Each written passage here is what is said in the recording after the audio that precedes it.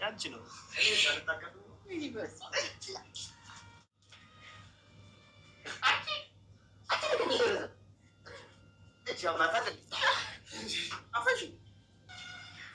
ሁለተኛ ትትና እንደዚህ አይነት ንግግር እንዳትነጋገራት ስትናገራት ራሱ ቀስ ብላ አጓራት። ኧረ መድብል አይፎካ ጀግንነት ደግሞ ይለያል። እሺ በሉ እኔ ውጪ ልጮት። ማነው ውጪ ሉን እናንተ ተጮቱ።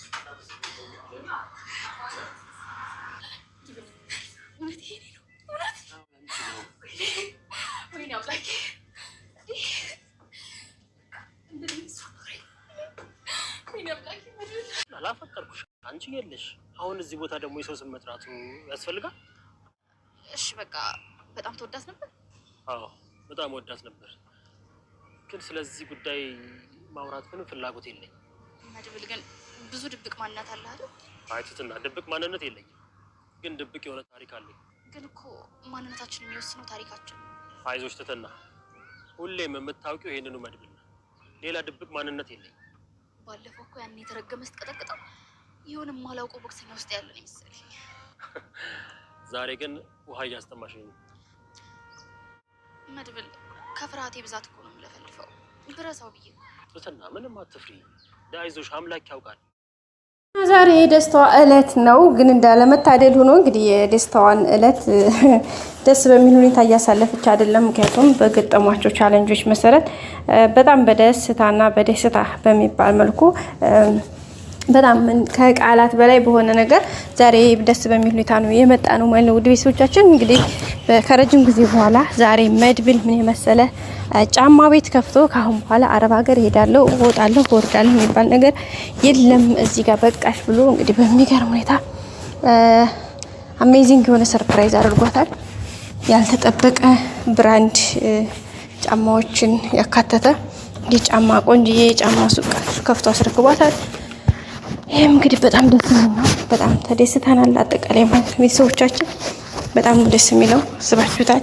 አንዲት ድሃ ምስኪን አረብ ሀገር ልትሄድ መንገድ ላይ በጨካኞች ታግታ ብዙ ስቃይ መከራ አሳልፋ አሁን ላይ ደግሞ ከሰዎች ተጠግታ የምትኖር አንዲትን ሴት የማታውቀው የማያውቃት አንድ ወንድ ማለት ፈጣሪውን ፈርቶ በዛው ያዋል አይደለ ያው ለፍቅር ቢቀርባትም እንደአጋጣሚ ደግሞ እንዳልመታደል ሆኖ እሷ የፍቅሩ አጋር መሆን አልቻለችም እና በቃ በዚህ ጸጋ መባረክ ይሄ ከምንም በላይ ትልቅ ከጸጋም በላይ ጸጋ ከክብርም በላይ ክብር ነውና በጣም የሚያስደስት ነገር ነው። ውድ ቤተሰቦቻችን እሱም እንግዲህ በጣም ደስ ብሎታል።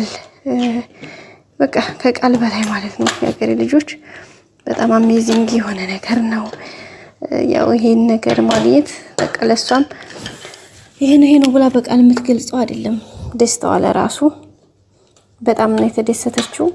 ግን ያው ደስታዋን ልታበስር ወደ ቤት ጓደኞቿ ጋር ስትመጣ ጓደኞቿ ግን በሚገርም ሁኔታ ባልተጠበቀ መልኩ ያሉበት ሁኔታና ጉዳይ ያልተጠበቀ ነው። እዛም እንግዲህ ቤት ስትመጣ ማንም ሰው ቤት አልነበረም። በር እንኳን የሚከፍትላት አታ በጣም ተቸግራ ነበረ። ያው መጨረሻ ላይ አብረሽ ከፈተላቸው እንጂ ምክንያቱ ደግሞ እንግዲህ ያው የሉም ቤት ውስጥ። ያው ግሌም ዛሬ እንግዲህ በሚገርም ሁኔታ በጣም ጎበዝ ጠንካራ ሴት ነበረች። ግን ዛሬ ገልሞ በስሜታዊ ሲሆን ነው እንግዲህ በወሰደው እርምጃ ያው በጥፊ መቷት ስለነበረ ያ ጥፊ ደግሞ እንዴት እጁን አነሳብኝ የሚል ከፍተኛ ነቅራኔ ስለተፈጠረባት ድሮውንም እኔ ለፍቅር አልታደልኩም፣ ድሮም እኮ እኔ እንጂ የምወድህ አንተ አትወድኝም እና ብዙ በቃ የተለያዩ አይነት ነገሮችን በመደርደር እንግዲህ ከፍቷት በጣም ደብሯት አይተናት ነበረ። በመጨረሻም እንግዲህ ወደ ቤት ራሱ አልመጣችም፣ አልተመለሰችም። በዛው ነው ሄደችው። በሚያሳዝን ሁኔታ ሄዳ በዛው ነው የቀረው ማለት ነው። በጣም የሚያሳዝነው እውነት ለመናገር ከባድ ነው። እንደዚህ ባይሆን ደስ ይል ነበረ፣ ግን በዛው ነው ሄደችው። እሷ በዛ ስትሄድ ገልሞም ደግሞ ለብቻው ሄዶ እንግዲህ እሱም ጠጥቶ ከረጅም ጊዜ በኋላ ያንን የተወው መጠጡን ጠጥቷል። በጣም ነው የሚያስጠላው፣ በጣም ነው የሚደብረው። እሱን ጠጥቶ ዛሬ ይኸው እንዳያችሁት በሚያስጠላ ሁኔታ እንግዲህ በስካር ውስጥ እየተወዛወዘ ነው ያለው። ይሄ በጣም የሚከብድ ነው። ወደ ቤተሰቦቻችን ግን ያው ተመስገን ነው። ሌላ ምን ይባላል?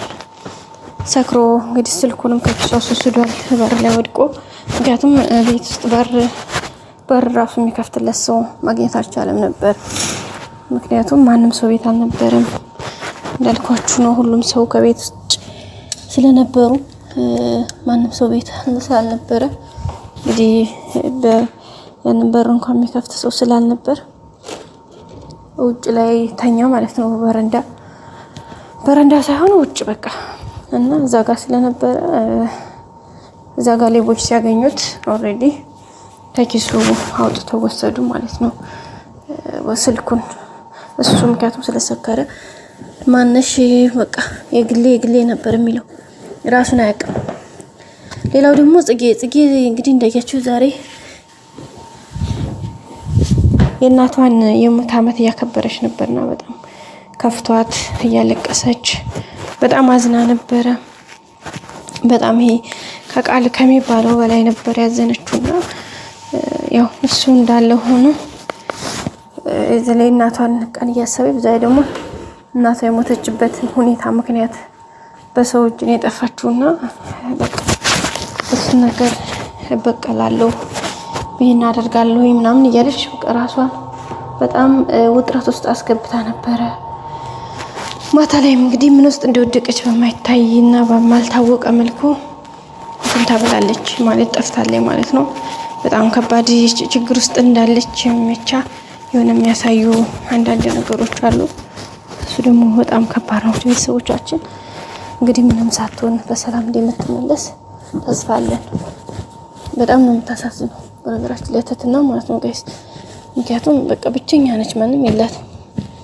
በእርግጥ ሁሉም እነዚህ ያሉ ልጆች ሁሉም ከየስርፋው ያው በሆነ አጋጣሚ የተገናኙ ናቸው። አንዳቸው ለአንዳቸው አይተዋወቁም። አሁን ላይ ግን እንዳያችሁትኝ መሳይና ትትና እንግዲህ ትማማች እህትና ወንድም ናቸው። ያው ትትና የምታውቀው ጉዳይ የለም። መሳይ ግን አሁን ላይ አውቋል። በዛ ላይ የመሳይ የጤና ሁኔታ በጣም አሳሳቢና ከባድ ሁኔታ ላይ ነው ያለው። ስለዚህ ቤት ውስጥ ትንሽ ችግሮች ተነባብረዋል። ሁሉንም በትዕግስት እንደሚያልፉት ተስፋ እናደርጋለን ማለት ነው ልጆች። ምክንያቱም ሁኔታዎች ትንሽ ከባድ ናቸው።